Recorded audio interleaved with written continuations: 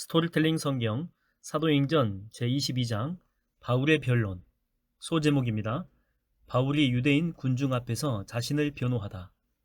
형제 여러분, 또 어르신 되시는 동포 여러분, 저희 해명을 잘 들어주시기 바랍니다.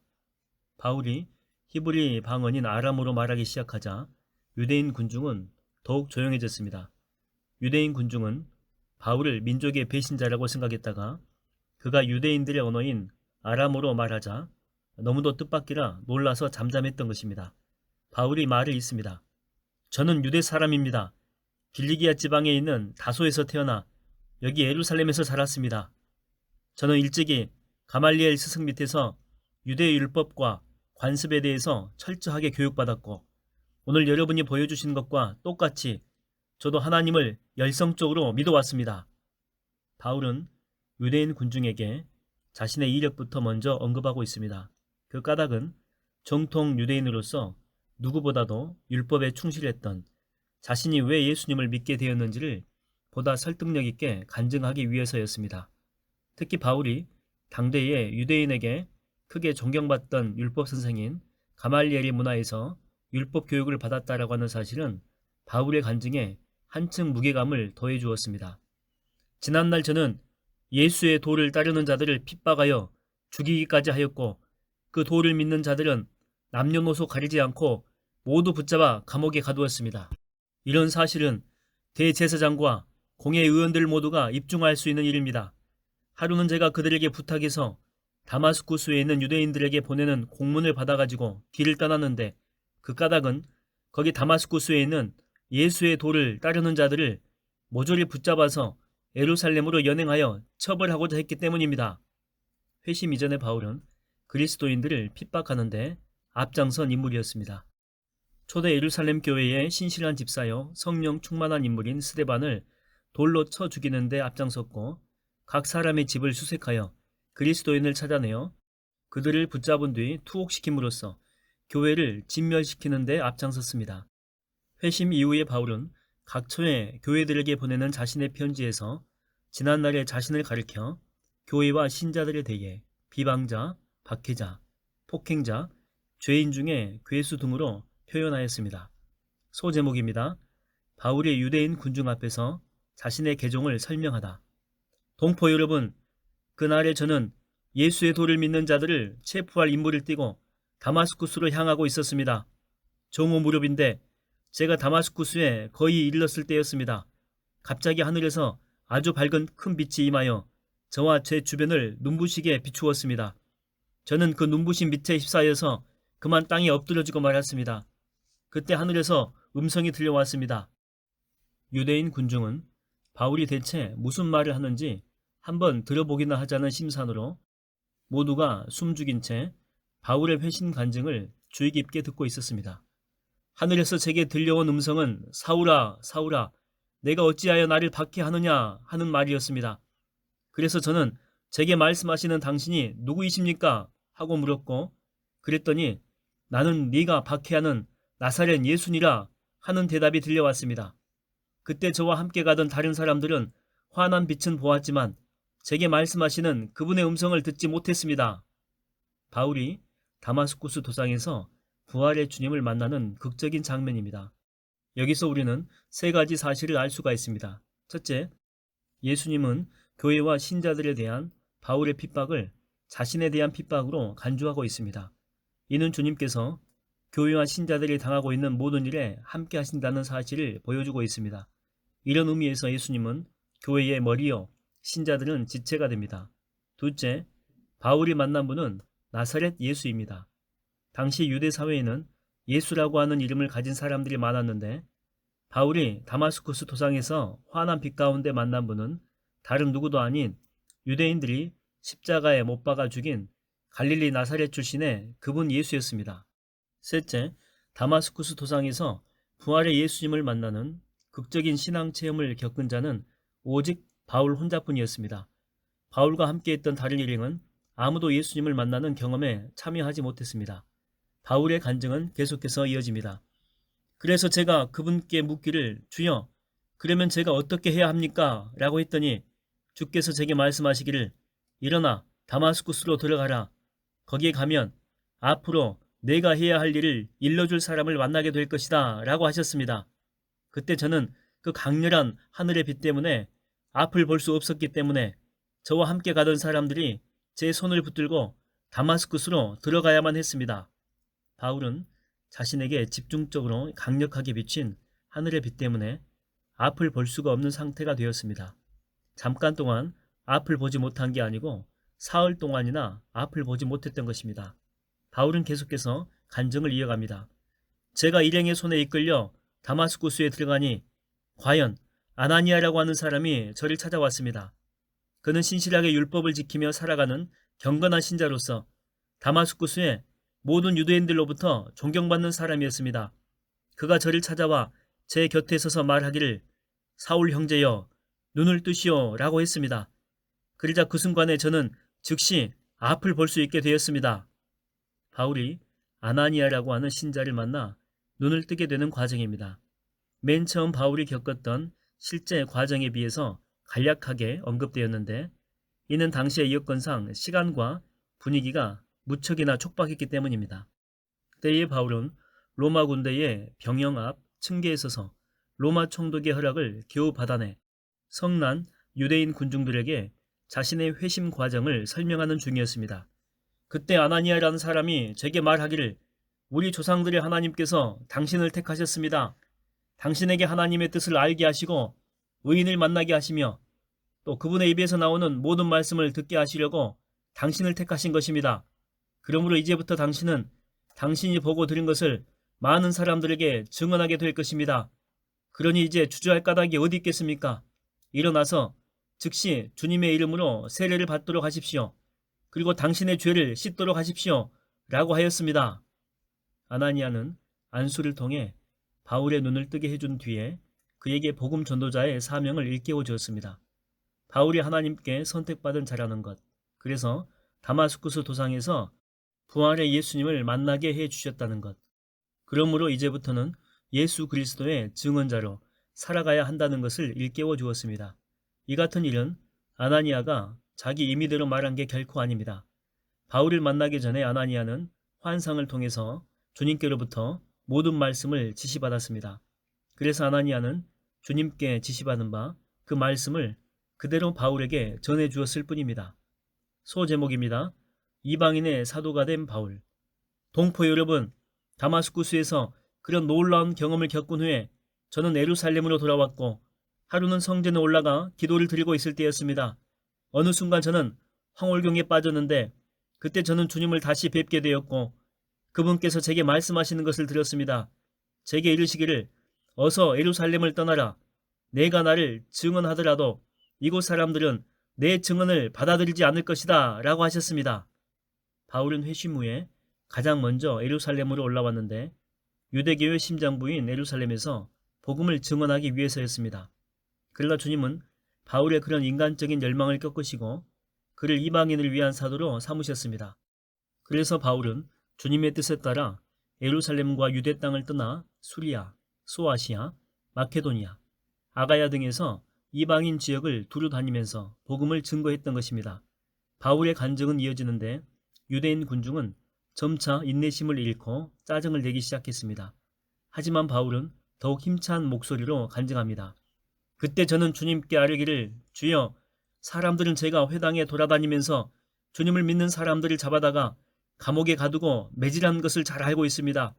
게다가 주님의 증인된 스데반이 피를 흘리며 죽임당할 때에 저는 그 자리에서 그 일을 승인했고 뿐만 아니라 스데반을 돌로 치는 사람들의 겉옷을 지켜주기까지 했었습니다. 라고 대답했습니다. 그러나 주님께서는 제게 말씀하시기를 가라. 너는 예루살렘을 떠나라. 나는 너를 멀리 이방 사람들에게로 보낼 것이다. 라고 하였습니다. 바울 자신이 주님께로부터 이방인의 사도로 밝히 사명을 받는 장면을 간증하고 있습니다. 이때뿐 아니라 이후에도 바울은 복음 증거에 기회가 있을 때마다 자신의 회심 경험을 자주 언급하였습니다. 로마 총독 벨릭스에게도 헤롯 아그리파 왕에게도 회심의 경험을 증언했습니다. 그 이유는 분명합니다.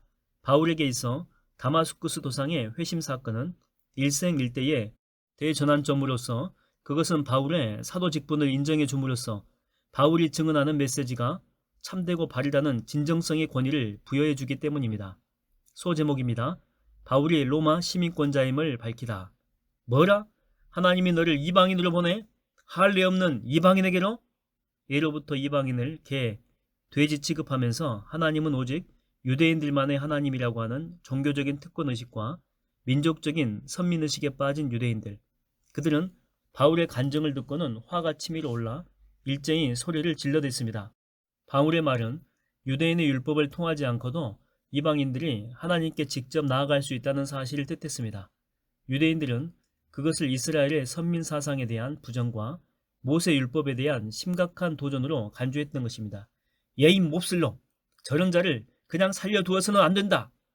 로마 군대의 병영 앞 층계 앞에 모인 유대인 군중은 미친 듯이 고함을 질러대면서 옷을 벗어 던지고 흙을 움켜쥐고 공중에 흩날렸습니다.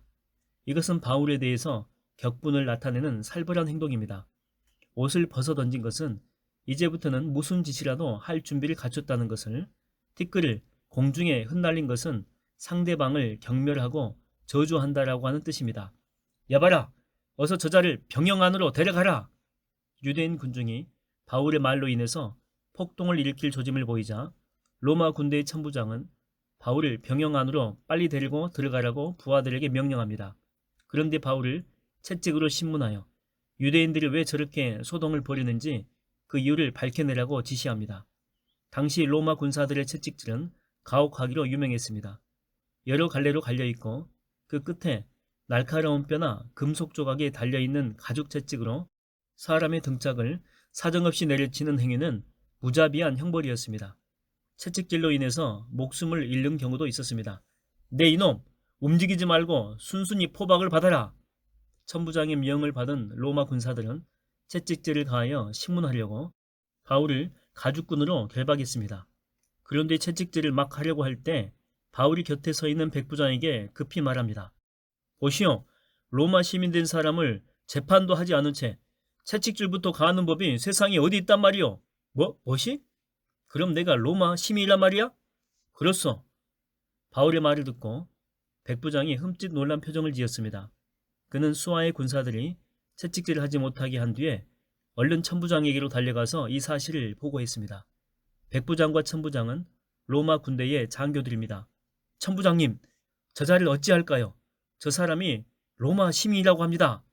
백부장의 보고를 받은 천부장이 크게 놀라워하며 바울에게로 곧장 와서 묻습니다.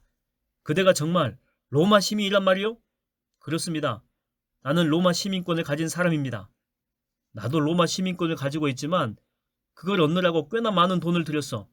아무나 그걸 가질 수 없건만 그대는 어떻게 그걸 가지게 되었어?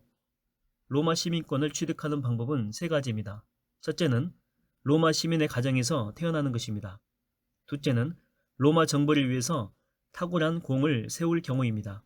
셋째는 엄청난 돈을 들여 시민권을 사는 경우입니다. 그런 만큼 노예나 일반인들이 대다수를 이뤘던 로마 제국에서 로마 시민권을 지닌 사람은 상당한 명예와 권리를 누렸습니다.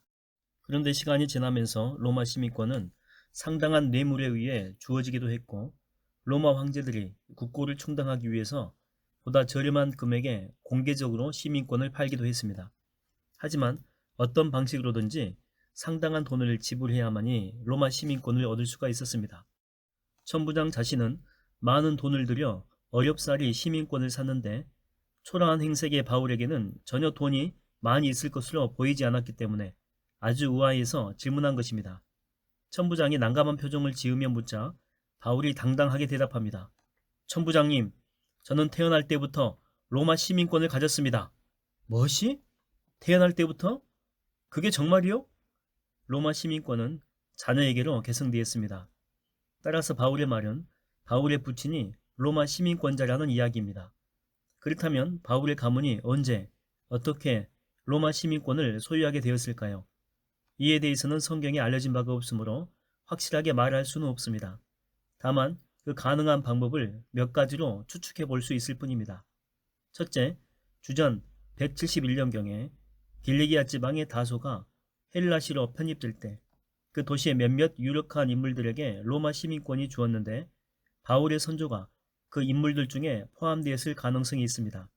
둘째, 바울의 선조들 가운데 누군가가 로마 정부에 큰 공을 세워 그 대가로 로마 시민권을 부여받았을 가능성이 있습니다. 셋째, 바울의 선조들 가운데 누군가가 많은 돈을 지불하고 로마 시민권을 취득했을 가능성이 있습니다. 어찌되었건 모든 가능성은 바울의 가문이 부유했거나 유력했음을 보여주고 있습니다. 그래서 바울이 길리기아 지방의 다소에서 멀리 유대 땅 예루살렘까지 유학을 왔고, 게다가 당대의 큰 랍비인 가말리엘의 문화에서 수학했을 것입니다. 여봐라, 당장 물러가도록 해라. 바울의 말을 듣고 천부장은 바울을 결박한 뒤 채찍질로 심문하려고 했던 수하의 군사들을 즉각 물러가게 했습니다. 이거 정말 난처하게 됐군. 그자가 이 일을 문제 삼으면 정말 곤란한데? 천부장은 바울이 로마 시민권자라는 사실을 알고는 그를 함부로 다루면서 채찍질을 하려고 결박한 일 때문에 덜컥 겁이 났습니다. 로마 제국에서 로마 시민은 특별한 법적인 권리를 지녔습니다. 로마 시민은 잔인하거나 수치스러운 형태의 모든 형벌에서 면제받았습니다. 신문을 받더라도 채찍질은 당하지 않았습니다. 극형을 받을 때에도 그들은 십자가형을 받지 않고 그보다 인간적인 방법으로 간주된 참수형을 받았습니다. 그래서 후일에 바울은 참수형을 통해서 순교당하게 됩니다.